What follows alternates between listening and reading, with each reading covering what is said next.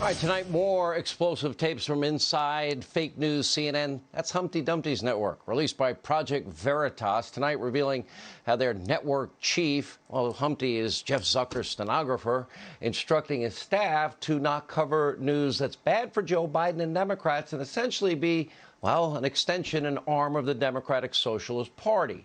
First up, you can hear Zucker claiming the president himself is a national security threat, being concerned about election integrity. As always, we let you decide.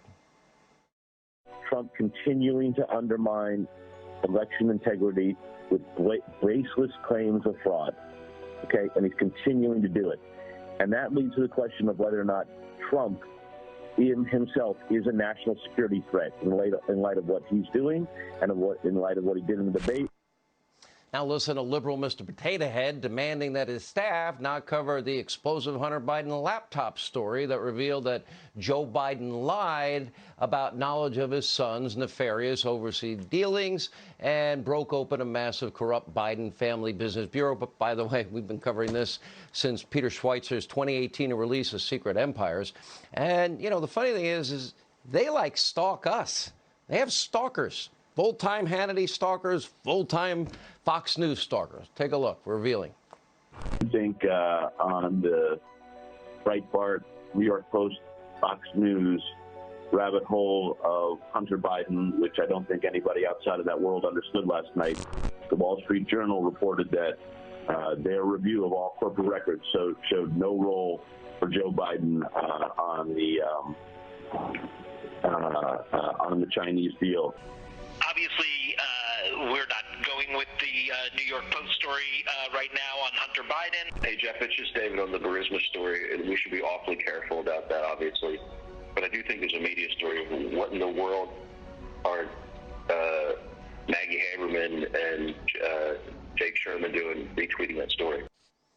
Lastly, to a senior VP at CNN named Cynthia Hudson, they claim that the reason the president's support with Cubans in South Florida is surging because they are attracted to, quote, bullies. Wow. And that Cubans support Trump is, quote, terrifying. Wow. Take a look. Trump has used the communism, socialism, rhetoric as part of his hook for the Cubans in Miami. This is all that the only reason they are supporting Trump is because of that narrative. And that narrative and the fact that, sadly, I have to say, there's a population that is very attracted to bullies, and no one is countering it properly in Florida. The Cubans are going to vote for Trump, and that's terrifying. You know, and by the way, they're saying, oh, well, the Project Veritas might have broken the laws. Well, they had no problem running tapes of Melania Trump. That's right, secretly recorded. Joining us now, Project Veritas CEO and founder James O'Keefe is with us. Thank you for sharing these again, James. It's very clear. Now, they make this comment about China, for example. Hunter Biden doesn't have any experience with China and private equity that we know. How did he get a $3.5 million, wire transfer from the First Lady of Moscow, a Russian oligarch? And we know he had no experience in oil, gas, energy, Ukraine, that big deal. That's not a story to them? Well, hearing the Vice President, Sean, of CNN say, obviously, we shouldn't cover the New York Post story. We shouldn't cover that story. What's so obvious about it? Why is that obvious that we shouldn't report on something that's newsworthy related to the son of the Vice President? Hearing Zucker say that you're a national security threat. If you look into evidence of voter fraud, we did that in Minnesota and Texas, by the way. We caught cash exchange for ballots. We caught people talking about buying elections. You're a national security threat if you investigate. And investigative reporters are supposed to investigate and find evidence. But this isn't journalism. This is any journalism I know. For the president of a news conglomerate to be ordering his troops, ordering his reporters to not look into facts. And the fact that Zucker would call the police to threaten me with arrest for quoting him, I think maybe Zucker may have met his match because maybe we're the only reporters who aren't yes men to him, like his troops on these phone calls at CNN.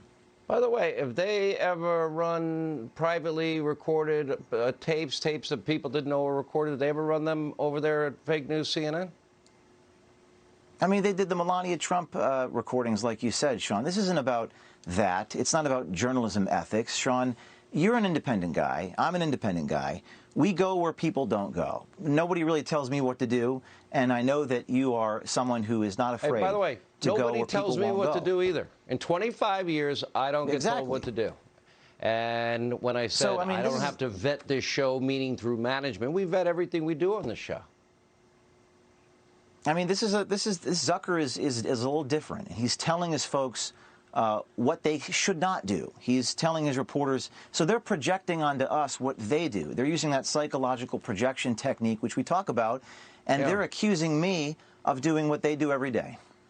You know, what's amazing is I've said in 2007, journalism's dead. Like, I'm a talk show host, James.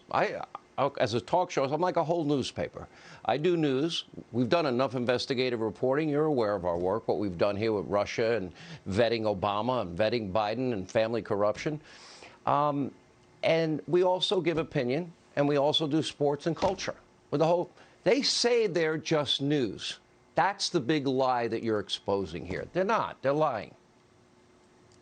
Well, Sean, I'll tell you what. People accuse me of editing tapes or being unethical. In response to that, in response to Zucker threatening me with arrest for quoting him, which is ironic, we're going to go ahead and release the raw tape, Sean. We're going to release raw recordings every day until Christmas. We have over 50 calls, and they'll wish we had edited the tapes. We're going to release the full raw tapes, maybe even twice a day, and show what really goes on these phone calls, and show them for how they make the sausage, how they manufacture consent at the most trusted name in news. Well, yeah, most trusted. That's a joke, right? We'll have you back. We'll have more updates coming this week. James O'Keefe, you always share your great work. Thank you for being with us.